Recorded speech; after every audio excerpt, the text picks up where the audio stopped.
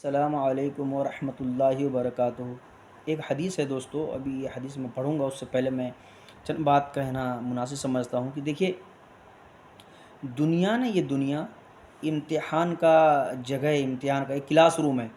تو اس کے اندر میں نے اللہ رب العزت نے طرح طرح کسی کو مال دے کر کے بھی ان سے امتحان لیتے ہیں، اور کسی کو مال نہ دے کر کے بھی امتحان لیتے ہیں، اور کسی کو اولاد کے ذریعے سے نیک اولاد اولاد دے کر کے بھی ان کا امتحان لیتے ہیں، کسی کو اولاد نہیں دے کر کے بھی اللہ رب یعنی طرح طرح طریقے سے اللہ رب العزت اپنے بندے کی امتحان لیتے ہیں، آزمائش میں مبتلا کرتے ہیں اپنے بندوں کو کہ اس امتحان میں ہم کو پاس ہونا ہے اور اچھے نمبر سے پاس ہونا ہے، تاکہ ہمیشہ ہمیشہ کے لیے ہمیں جنت مل جائے۔ تو اس کے متعلق یہ حدیث ہے دوستو، میں آپ کو پڑھ کے سناتا ہوں۔ تو ہوتے نا کہ آج امتحان میں دنیا کے اندر میں مثلاً کوئی انسان غریب ہے، تو وہ سوچتے ہیں کہ یار میں تو غریب ہوں، پریشان ہوں، زندگی بھر پریشانی جھیلی ہے ہم نے، غربت جھیلا ہے ہم نے، ہمارے ہاتھ میں کچھ نہیں، روز کماتا ہوں اور روز کھا جاتا ہوں، تو دن بھر کام کرتا ہوں، رات کو آ کر کے سوتا ہوں، پھر صبح مزدوری کرنے کے لیے چلے جاتا ہوں۔ بندے کے اندر میں یہ بات ہوتی ہے، لیکن اللہ رب العزت آخرت میں اس بندے کے لیے کیا رکھا ہے، یہ مسلمان بندے کے لیے کیا رکھا ہے، یہ غریب اور یہ مظلوم مسلمانوں کے لیے اللہ رب العزت نے آخرت میں کیا رکھا ہے، اس حدیث کے اندر میں دوستوں موجود ہے۔ تو ویڈیو کو غور سے سنیں اور پورا شروع سے لے کر کے آخر تک سنیں، تب جا کر کے بات سمجھ میں آئے گی۔ حضرت عبداللہ بن عمر رضی اللہ عنہما سے روایت ہے کہ نبی کریم صلی اللہ علیہ وسلم نے ارشاد فرمایا، قیامت کے دن جب تم لوگ جمع ہوں گے، یعنی قیامت کے روز تمام انسان جب اللہ رب العزت کے سامنے میں جمع ہو گے، تو اس وقت اعلان کیا جائے گا، اس وقت میں ایک اعلان کیا جائے گا،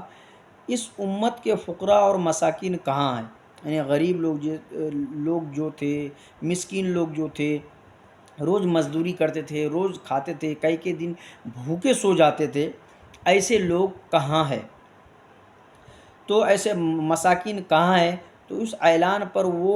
کھڑے ہو جائیں گے، یعنی غربا مساکین جو ہے نا، فقراء، وہ کھڑے ہو جائیں گے اس اعلان کے اوپر۔ ان سے پوچھا جائے گا،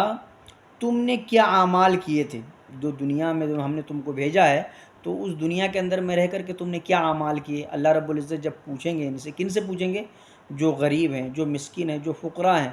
ایک ٹائم کھانے کے ہوتے ہیں، دوسرے ٹائم کھانے کے لیے نہیں ہوتے ہیں۔ اگر مان لیجئے عید کا موقع ہے،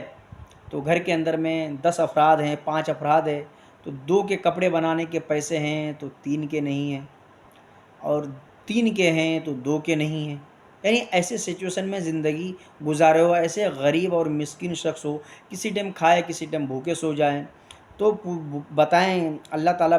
پوچھیں گے، پوچھا جائے گا تم کیا اعمال کیے تھے؟ وہ کہیں گے، ہمارے رب، آپ نے ہمارا امتحان لیا، آپ نے دنیا میں ہمارا امتحان لیا، کس طریقے سے؟ غربت کے حالت میں رکھ کر کے امتحان لیا، ہم نے صبر کیا، تو آپ نے ہماری علاوہ دوسرے لوگوں کو مال اور حکمرانی دی، میرے علاوہ، ہمارے علاوہ جتنے بھی لوگ ہیں ان کو آپ نے مال دیا، حکمرانی دی۔ اللہ تعالیٰ فرمائے گا، تم سچ کہتے ہو،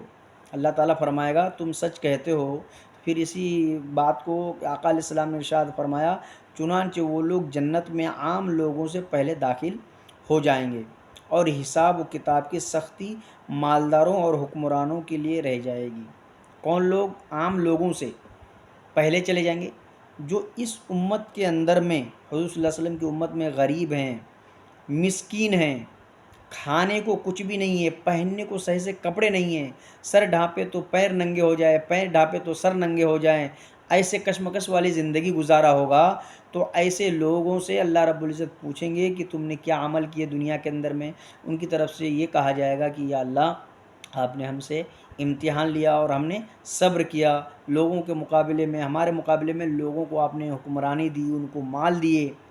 تو اللہ رب العزت فرمائیں گے کہ تم نے سچ کہا۔ تو ان کے بارے میں، ایسے شخصوں کے بارے میں، ایسے غریب مسلمانوں کے بارے میں اللہ کے نبی صلی اللہ علیہ وسلم کا ارشاد ہے کہ چنانچہ ان لوگوں کو جنت میں بھیج دیا جائے گا، اور عام لوگوں سے پہلے جنت میں چلے جائیں گے، اور حساب و کتاب کی سختی مالداروں اور حکمرانوں کے لیے رہ جائے گی۔ اب بتائیے، آپ نے ایک شخص کو 1000 روپے دیے اور ایک شخص کو آپ نے 10,000 روپے دیے، تو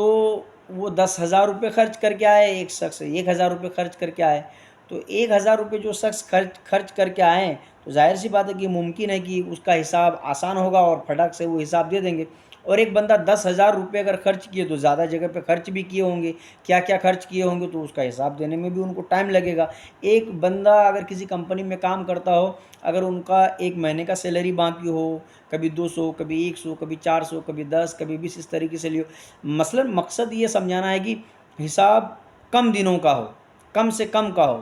اور ایک شخص کا حساب بہت زیادہ سے زیادہ کا ہو، تو زیادہ سے زیادہ والے کا ٹائم لگے گا کہ کم سے کم والے کا ٹائم لگے گا۔ ایک بندے کے پاس حساب کتاب کرنے کے لیے، کرانے کے لیے کچھ ہے ہی نہیں، ایک بندے کے پاس بہت کچھ ہے، تو وہی جو حکمرانی کی دنیا کے اندر میں اور